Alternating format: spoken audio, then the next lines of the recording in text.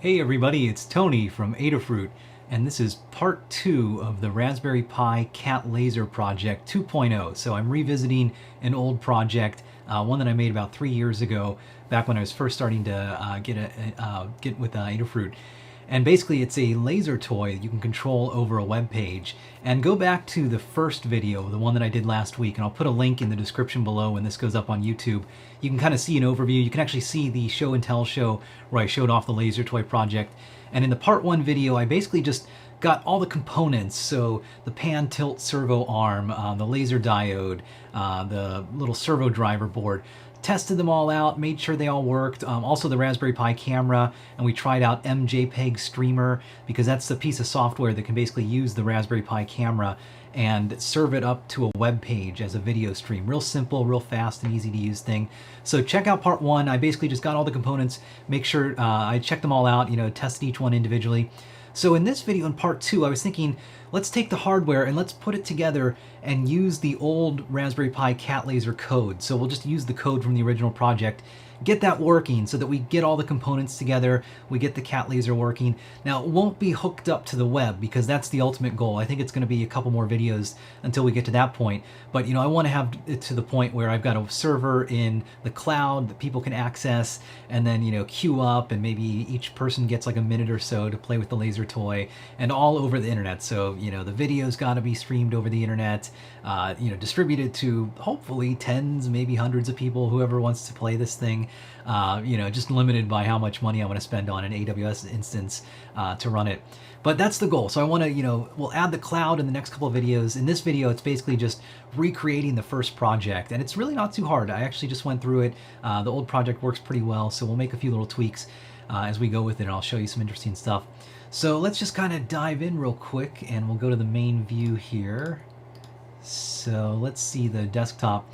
So okay, so we've got a few things going on the workbench, and actually here, I'll jump into the workbench as the main shot. Let's do that. So on the workbench right here, basically I have, this is the pan tilt servo arm, and it's a little hard to see. It's actually just kind of dark right here because I have a light shining down. It's not cut off. But this is the pan tilt servo arm. You can see this right here. The laser diode is attached to the top of it, just like in the first video. Now I've just taped it down to the table here. I was thinking I should probably, at least like screw this into a plate of wood or something like that, something that'll hold it a little more stable. But for now, I'll just tape it down. That's going to work to prototype this. Behind it, I have exactly what we built in the first project video. So the servo controller board right here, a little transistor back here that's controlling the LED diode. Now my original code doesn't use that transistor, so we won't use that yet, but I'll show you how we can just manually turn it on and off. One little note too, I realized in my last video I plugged in the transistor the wrong way, so I had the collector and the emitter swapped. Now it still worked, it still let some current through, but if you noticed in that first video it was really dim, and I even mentioned like, wow, that's really dim. I plugged it in the wrong way, so just FYI, make sure you get that orientation correct with the transistors. Here's the Pi camera. Now I have, let's see, I'll move my face out of the way here, sorry. So you can see I'm just using a little helping hand here to hold the Pi camera because I need to have it angled down, and you'll see why. Like once I have this set up, this camera is looking down at the floor, and then the servo arm here, it's going to rotate around and it can point down at the floor for this. So that's the setup that I have hardware-wise, and we'll go back to the main view here. So again, go back to video 1. You can see how I put all this stuff together, tested it all out individually. Okay, so to get started, first I was thinking, let's deal with the camera module. So in the first video, I showed how to set up Mjpeg streamer and a fork of it specifically, this fork right here. Again, I'll put a link in the description below. And this fork is made to work with the Raspberry Pi camera natively. So the camera needs some special GPU logic, and this has some code in it that can talk to the camera and get images and then stream them as an MJPEG or a motion JPEG video stream. And like I said in the first video, and even in the original project, you want MJPEG because it's very low latency. Stuff like X264 or H264, you need more frames, so it's a little bit slower. Better on bandwidth, a lot smaller. You get a lot, larger resolution. But it's a little difficult, at least from what I've tried to do. And especially if the Pi needs to encode H264 video on the fly, not gonna work very well. It can decode very well because its GPU has code inside of there to do H264 video decoding. That's why OMX Player and some of the video players on the Pi give you great 1080p video performance, no dropped frames. But if you want to encode video, you're using your CPU pretty much. As far as I know, they don't have H264 encoding in the GPU, and if they do, I doubt anyone has written a lot of code to use that.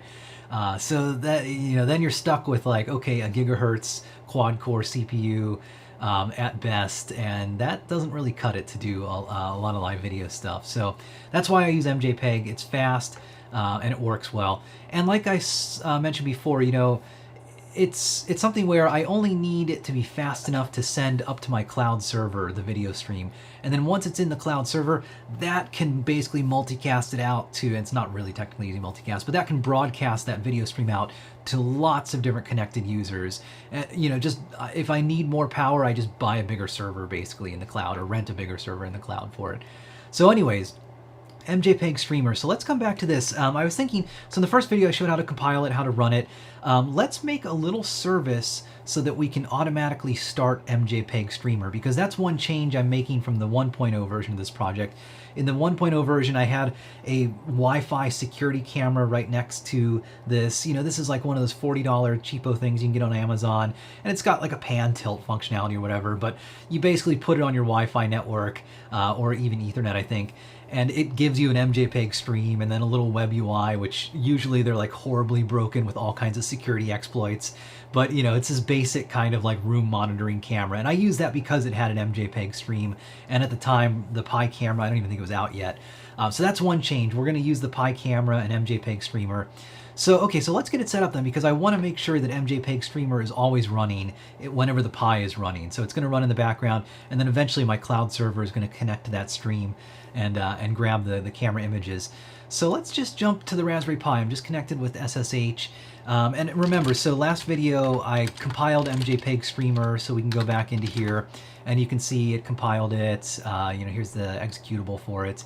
And then to run it, if I go back here, it mentions in the documentation, you execute a command like this to run it, and that's gonna basically invoke it.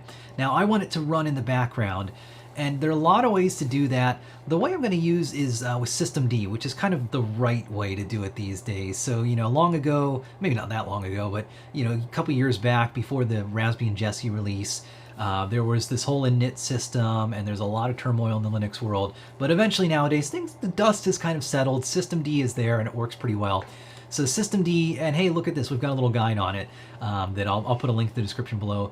And Systemctl is a really useful tool, so it can manage running processes. It's basically the first process that Linux runs, and then it runs other processes, because when a Linux machine boots up, there are tons of little processes that run. So things that, like manage your serial connection or manage, I don't know, a web server maybe that you're running. Systemctl takes care of running all those things. So you give it a configuration file and you say, hey, I've got this executable, it's in this directory, it needs these parameters, go run it every time the machine reboots, and maybe take all of its standard output and throw it into this log file. You get a lot of flexibility like that. And Systemctl, it will run that process, and it's smart enough to know that if that process fails unexpectedly with some error code that it's never seen, it can retry running the process, or it can log that failure somewhere, and maybe you can look later and see, oh, hey, this thing isn't running. So really nice, easy to use. And the cool thing is, it's all just driven by these little config files. They're called services. And so if you create a config file like this and you put it in the right spot, you can tell Systemctl to run something on boot. So we're going to do that basically. So I'm just going to follow basically what this guide says. And I'll make a few little tweaks because I'll show you some changes that we need to make. But basically what you need to do is in this lib systemd system directory right here, that's where all these service files live. So this example is showing this mouselogger.service, but I want to make like an Mjpeg streamer.service. So let's go into that directory. So let's go to lib systemd system, and I'll just list all the files. So you can see there's a bunch of services in here. So stuff like, you know, hey, hibernate, hostname. Hostname, I think that's the thing that basically sets, you know, your Raspberry Pi host name. So that's giving it the host name Raspberry Pi. So again, like this is all stuff that just has to run at boot. And it's the kind of cool thing about Linux is that, you know, instead of having these giant monolithic things that have everything inside of them, you've got all these little smaller services together. So I just want to add my own little service to this. So, okay, so let's make a new service in here. So I'll use the nano text editor and we'll call this Mjpeg streamer.service. And you have to do this with sudo because you need to be root to modify this lib directory inside of here. Okay, so let's just copy out the code that we have here. Oops, I'll select it first. And it's not actually code, this is just configuration. It's like an INI file if you've ever used those. So okay, so let's give this thing a description that's not mouselogger service. We'll say Mjpeg streamer service. And that's just a nice little description if you're looking at info on the service that runs. Okay, the service block, this is where the important stuff goes. So exec start is basically saying, run this thing, like any executable is what we point this at.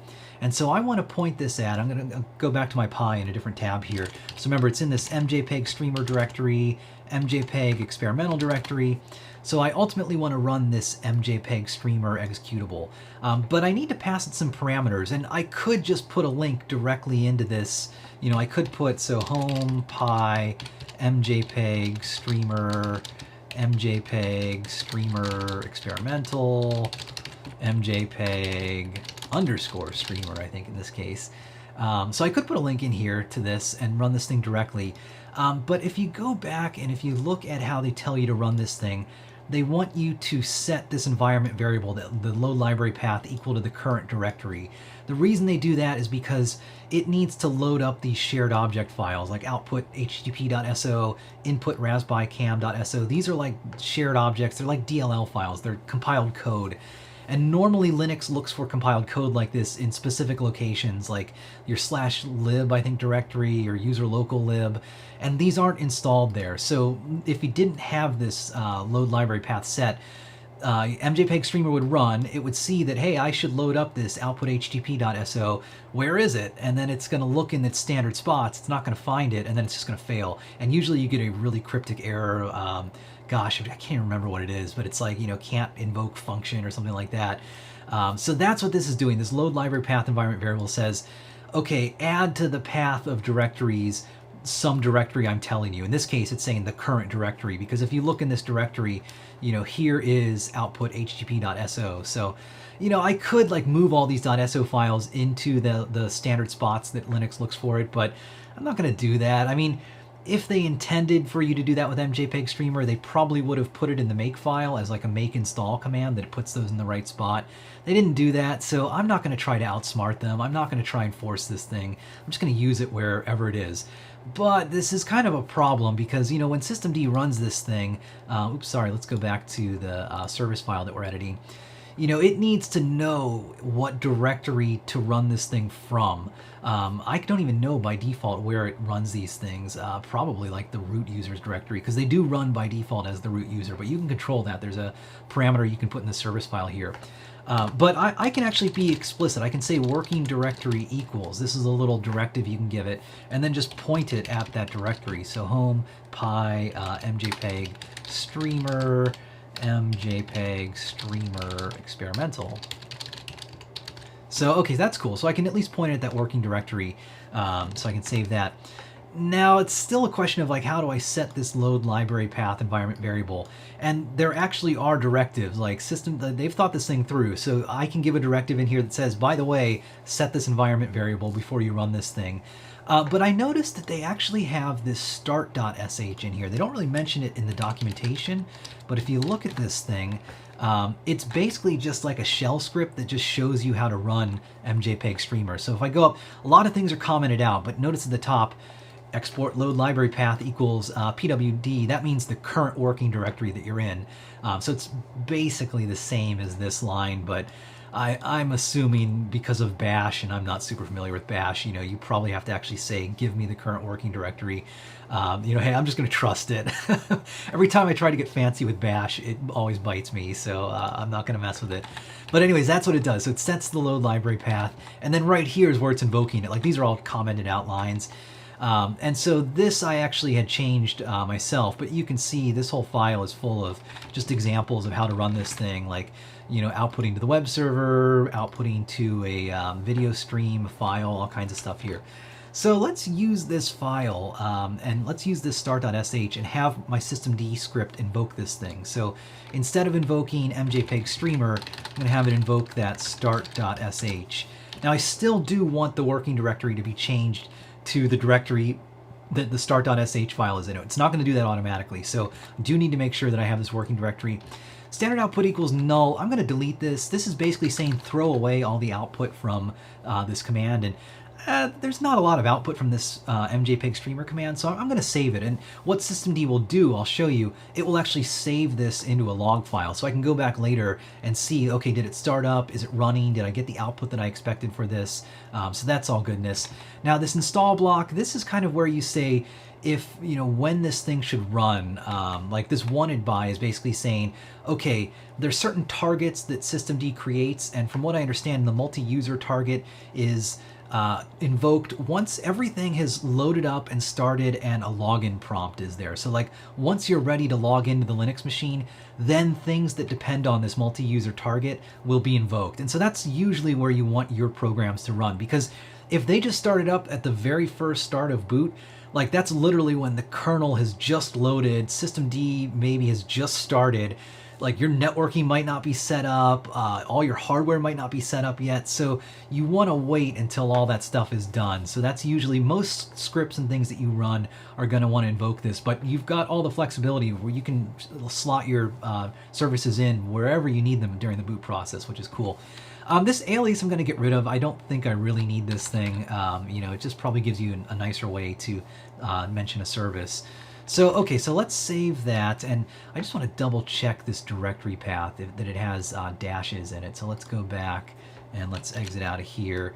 And yeah, mjpeg-streamer, mjpeg-streamer-experimental, that looks right. Okay, cool. So let's save that file. Okay, so that's saved in this directory here. Now to see this thing, I can actually tell systemd, it's basically, I can run the systemctl command, that's how you talk to systemd, and then I can say, give me the status of the Mjpeg streamer.service. And so it's showing me this, it's showing me that it's actually running. That's kind of weird. So I was using this thing before and I deleted it, but that's really bizarre that it's still running here. So let's do stop. This is just me doing this earlier, and I thought I stopped it, but I guess I didn't stop it. So now, there we go. Okay, so now it's stopped. And you can see, but at least knows that this service exists. So when you run the status command, you're probably going to see something like this initially, where it says, okay, hey, it's loaded. Actually says it's not found, which is interesting. So it looks like systemd is a little confused. Here's the command you want to run. You want to run sudo systemctl daemon reload. This basically says reload all these service files and just, make sure you've got the current version of them. And so now let's do the status of my service here. Okay, here we go. So now it's loaded. This is good. Like, it knows about that .service file that I just created. And you can see that Mjpeg streamer.service file in the same directory. It's not active, so it hasn't been running yet. That's good, because I haven't started it. It's not going to run until I tell it to start. So everything looks good. So let's try to start it. So let's do sudo systemctl start Mjpeg streamer.service. Okay, and it doesn't show you anything, but let's run the status again. So I'm just going to run the systemctl status on this thing again. And okay, things are looking actually pretty good here. So you can see it's active now, so it's running. If it failed, this actually would say, hey, it's not running, it's failed. And this is cool too. So it shows you the processes that are running. And it's showing me that, hey, it invoked bash with that start.sh, and then that start.sh invoked Mjpeg streamer with all these command line parameters here. So that's good. It looks like it's running my script. And maybe before I get too far into this, let's go back to that start.sh. So I was showing you that basically, you know, I just configured it. I did change this slightly. So this line right here, this Mjpeg streamer -I, I'm basically just using the line that they have right here. So there's a -I, the input raspberrycam.so. So that's what I have right here. I'm telling it to use the Raspberry Pi camera. Now I have a few little extra things here, and this is mentioned, they kind of buried it in the documentation here. So if you go into this README, and then you go into the input raspberrycam documentation link, and I'll put a link directly to this below. But there are actually parameters that you can send into this plugin. And so I noticed there's a vertical flip, which I need because of the orientation of my camera. It's upside down relative to how it's facing the floor. So I just added this -VF option, so it's just going to flip it around, so it'll look like normal to me. Really handy that you've got this capability. It also has a horizontal flip and even a rotate anywhere from 0 to 360 degrees. So if you've got it in some crazy orientation, you can fix it. Lots of other parameters here too, like you can change, you know, sharpness, exposure. I'm just leaving it on the defaults for auto, but I did tweak, there's a -FPS, the frame rate option, and it defaults to 5, which is kind of slow. So I bumped it up to 30 FPS, and it actually runs really well. You'll see, like, it's instant. It is basically live video. Now, it's because I'm on my network, and it's, you know, it's pretty quick for my machine right here to talk to the Pi, but still, that's pretty cool that you'll see how fast this thing runs.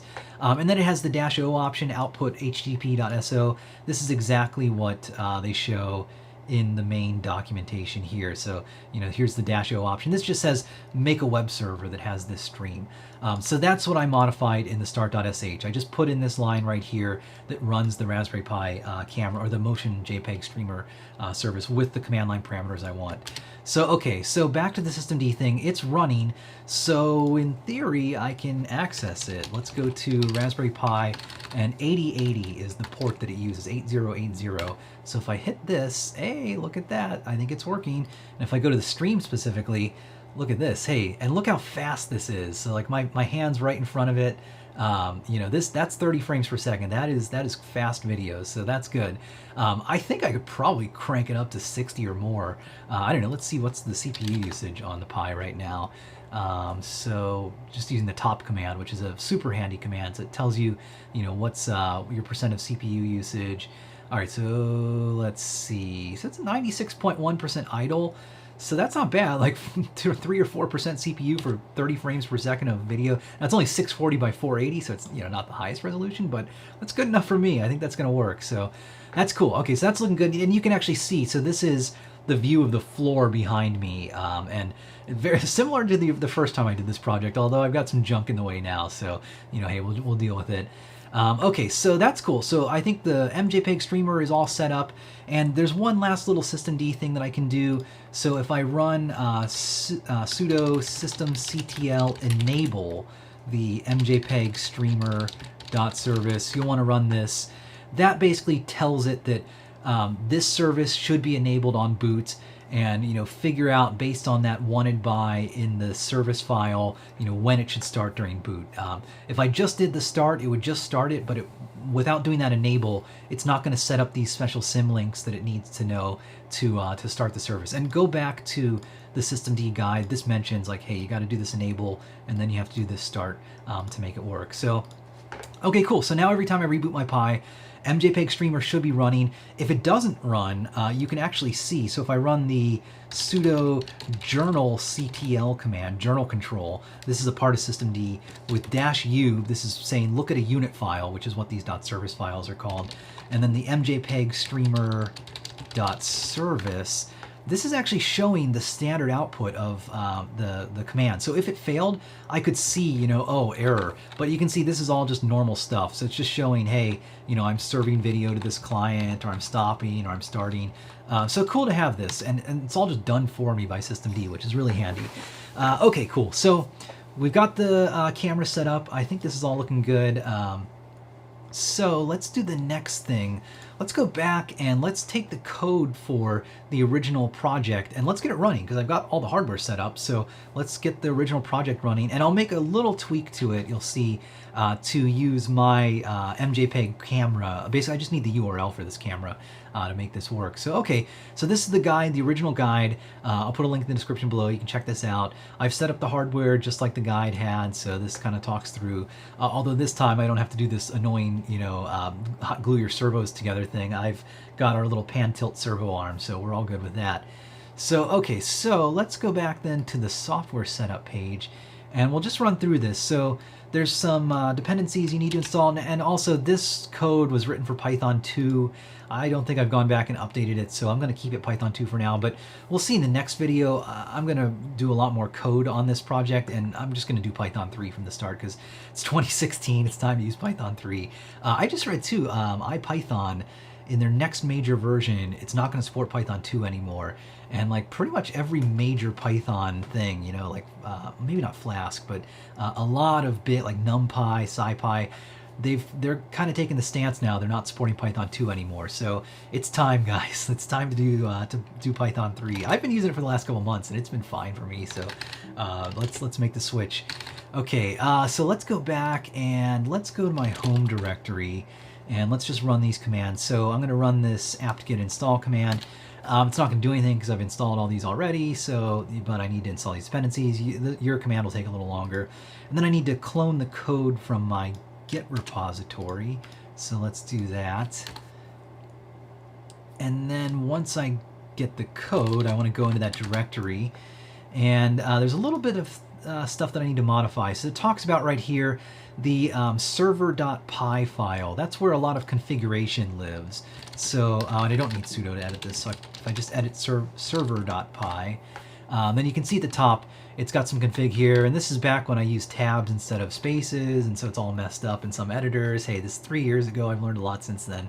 But basically, okay, the I2C address of my PCA 9685, it's still the same, OX40, I haven't changed that. My channels, basically these are which servo channels control your X and your Y rotation. So I'm going to keep these the same.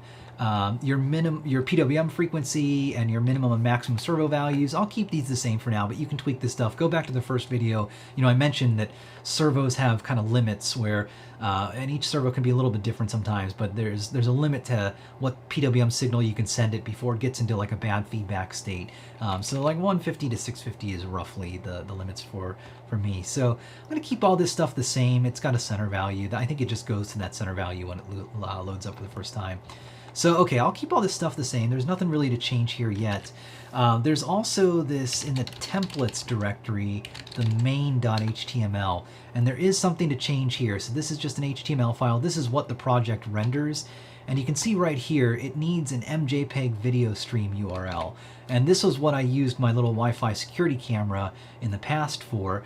But let's plug in the URL for our little Mjpeg streamer stream. So let's go back to the view of it. So if I go to the stream, and if I copy the address for this, I should just be able to view this. Yeah, you can see, there it is in the web browser. So that's looking good. So if I copy that out, then that should be all that I need to put inside of here. Okay, so I saved that. The rest of this I don't need to modify. This is all just the web UI for the tool. So let's save that.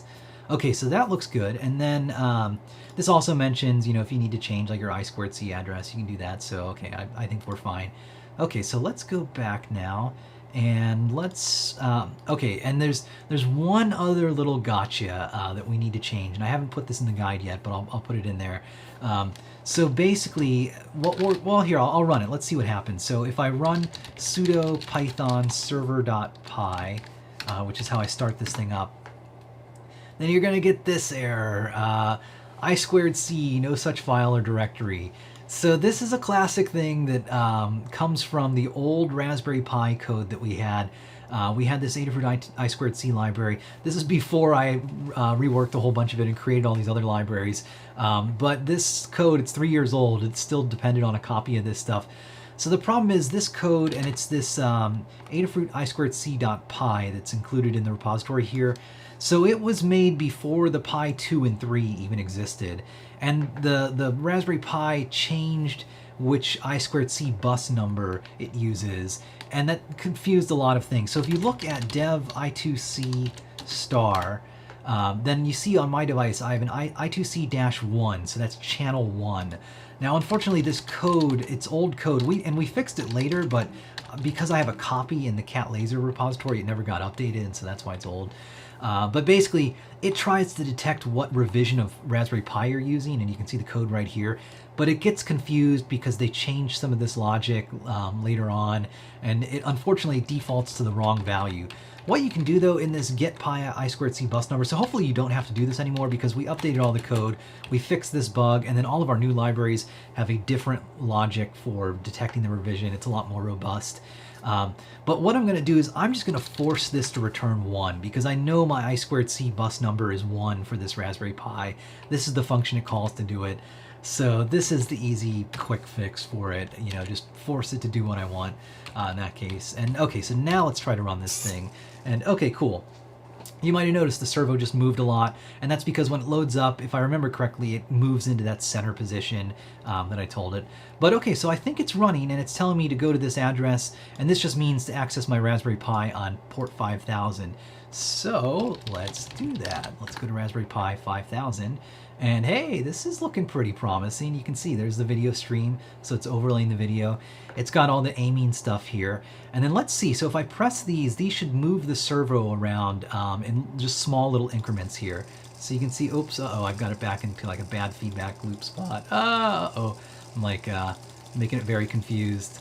Hang on, I'm gonna pull the power real quick to turn that off just so I don't set the, make the servo go a little too wild. Okay, so that's kind of what happens when you put a servo at an extreme that you don't really want it to be. It gets into this kind of weird feedback loop. So let's change our code so I don't get into those extremes.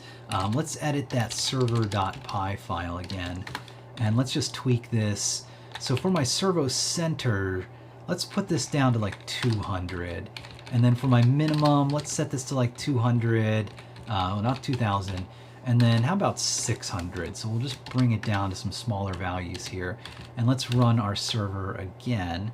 And okay, so now let's go back and see what this thing looks like. Okay, cool. So now let's try to tweak our servo position. Okay, I can't go less than 200, so let's go higher. And we should, oh, I turned off the servo power. Maybe I should turn it back on. All right, there we go. Whoa, look at that. That thing just jumped right back into position. Okay, so now you can see, so as I touch this, you know, it's just incrementing, it's moving, you can see it's moving that axis in, you know, like where my finger in the upper right is pointing. Here's where the servo, if I put my hand under here, you can see a little more contrast. So you can see it's, every time I touch this, it's just rotating a teeny more in that direction. So that's cool, so that's looking like that's working. And then the same thing for the y-axis, so the up-down axis. So you might not be able to see this. Oh, and my code is smart enough to know, hey, your minimum value is 200. We're not gonna let you set that below 200. So hey, I forgot that I put that check in, but hey, that was me thinking ahead of time.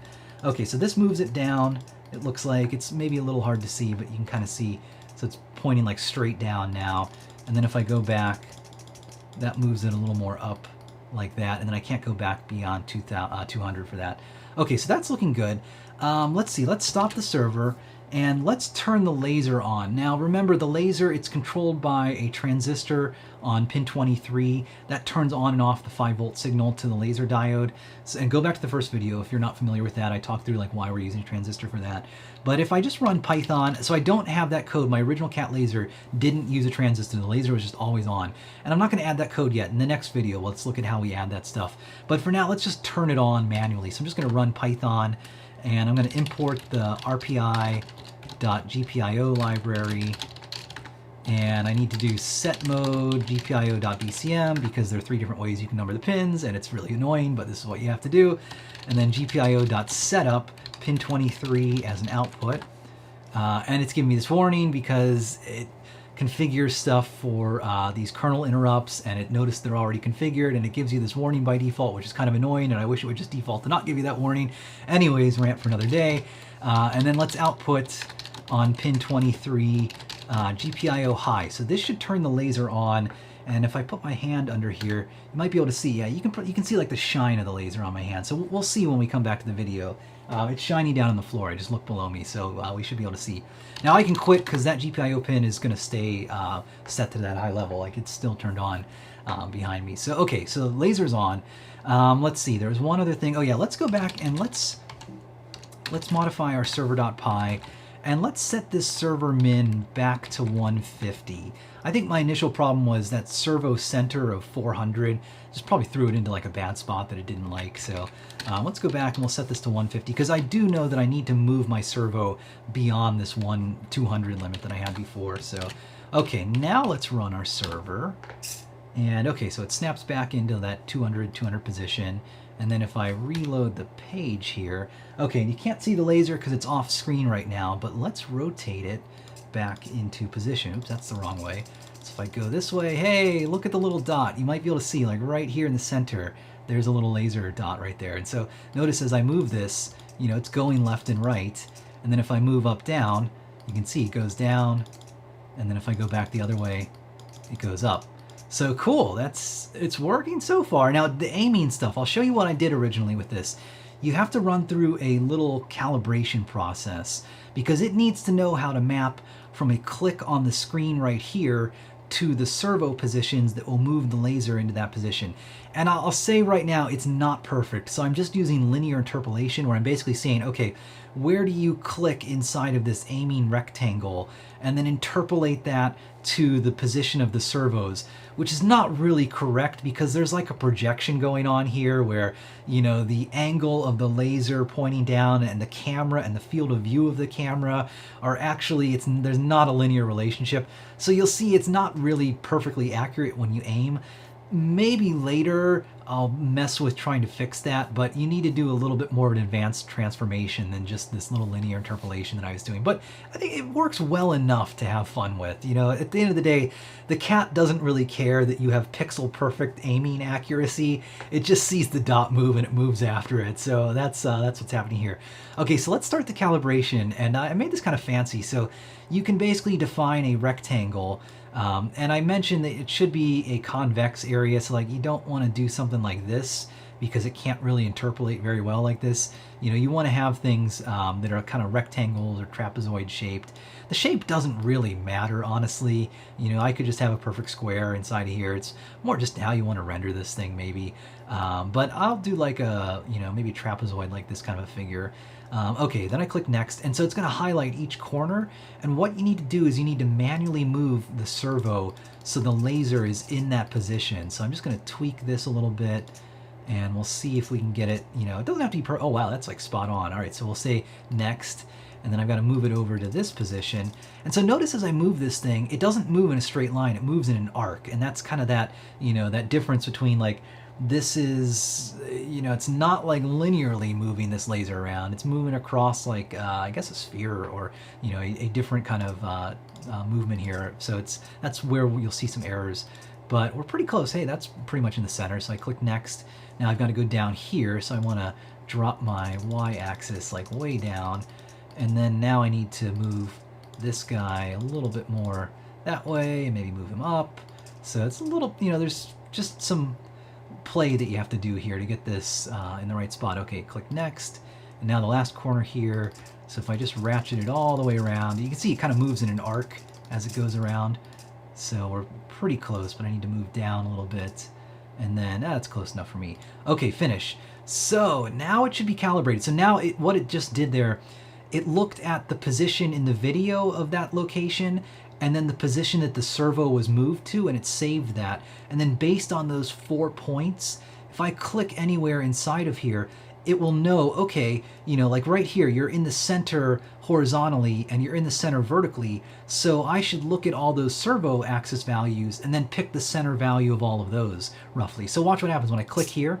You know, we just shot straight into the center. And like notice, you know, it's not exactly where I clicked, but it's pretty close. You know, it's in the ballpark, sort of. So, wow, that one's really close. And again, that's just that error from the, I'm not doing the right transformation here basically to convert from, this linear screen view to this 3D projection of the world here, which is sad because I study a lot of computer graphics and like that type of projection is like the bread and butter. But man, I totally forgot it. So if you know that projection, post in the comments and maybe we'll do that in a future video. Otherwise, I'm gonna have to study some stuff some more. But this is basically the project, the original project. So you can see, like, I click here and it's aiming the servo, and you can see the servo move around. Like if I put my hand, oh geez, I guess you'll really see the servo. Well, you can just watch the video in the upper right here. You can see, the servo moved. So I'm just clicking in a spot and it's figuring out the spot to go to. Now I can't remember, I don't think I can click outside. Oh, I can click outside here. I forgot if I limited it or not. So I guess I didn't. So yeah, you can click all around the room here and light things up with the laser. So pretty cool. That's pretty fun. Okay, so one other thing I wanted to change though. So let's go back, let's stop the server. And it saves that configuration, by the way, so I don't need to go through that calibration again, which is kind of handy. So, okay, there's one thing I wanted to change though. So the way I was using the servos, I was using that old Raspberry Pi code. I actually just copied the code into my repository here. So this pwm server driver.py file. And if you look at the servos.py file, this is the code. I made a little class that just implements the servo object. Smart of me to do this because now I can plug in a different implementation. So, this is that old crusty code. Let's use my newer library that I used in the first video. So if you remember from the first video, and I'll go back to the main directory, I installed that Adafruit Python PCA 9685 library, the one that I made that controls that servo driver board. And it's nice in that you can install this as a proper Python library. It's got some examples. So if I go into the examples and the simpletest.py, let's just change our old Raspberry Pi cat laser code to use this newer library. So I want to import the newer library. So I want to copy out this line right here. I don't want to paste. Uh-oh. How do I undo? Oh boy, now I really did it. Let's exit out of here. No, don't save that file. Okay, so let's copy this and then let's paste it into the servo.py file here. So let's put it just right below that. So we'll say paste. There we go. And now when I configure this object, the line's going to be a little bit different. So let's just put in self.pwm equals, and so now let's go back to the simpletest.py, and this is the line that I really want here. So I need to create this PCA 9685 object. So let's paste that in.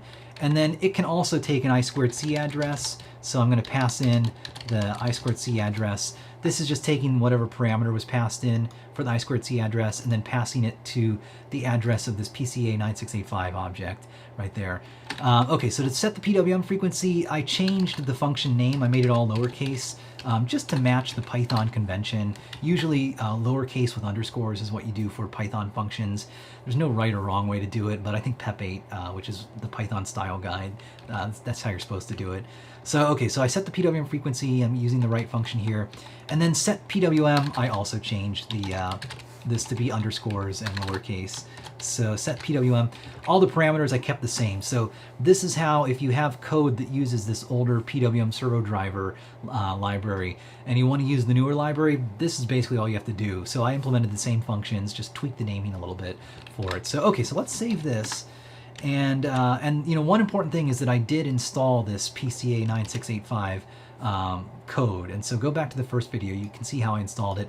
I installed it for Python 3, but remember my code is Python 2, so I actually need to make sure that I do Python, sudo Python 2, install the setup, I need to run setup.py and then give it the install command here. So, and it's already installed, but make sure to run that or else your code's not going to work because, back in that servos.py, it's going to try to import the PCA 9685, and if that hasn't been installed, it's not going to find it, and that's when you get that import error. So a lot of times people run into an import error and are kind of like, uh-oh, what's wrong? Well, it means that the library is not installed, so go back and double check that everything was installed for it. Okay, so let's run the server again now, server.py.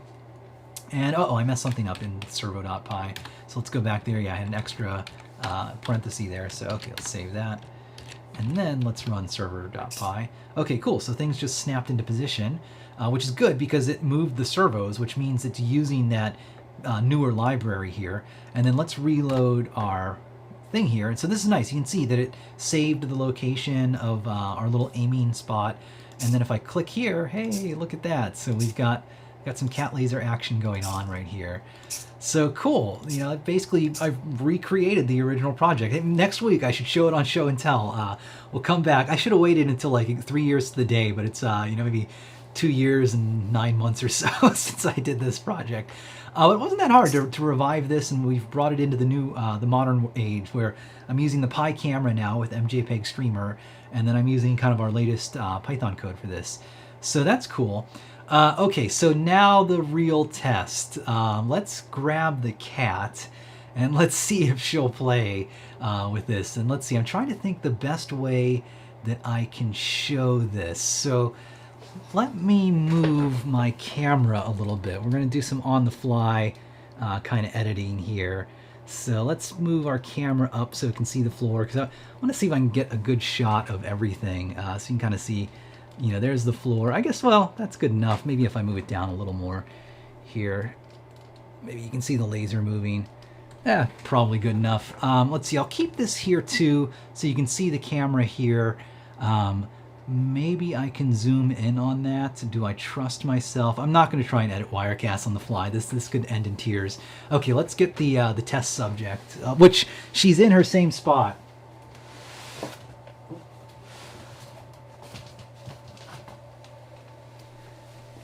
So if you go back, and if you remember from the first video, or from when I did this 2-3 years ago, we had the cat in the box. And she's still there. She's gotten out of the box in the last 3 years, luckily, but she's still here. So all right, let me grab her. She was sleeping. I don't think she's gonna be very happy about this. So, but hey, it's in the name of science. All right, pick her up. Okay, put this out of the way. All right, so we've got our test subject here. And let's see, we'll put her down and we'll see what happens with the laser here. So, all right, let's go down. I think she sees the laser. Oh, I think she sees, oh, hey, let's see.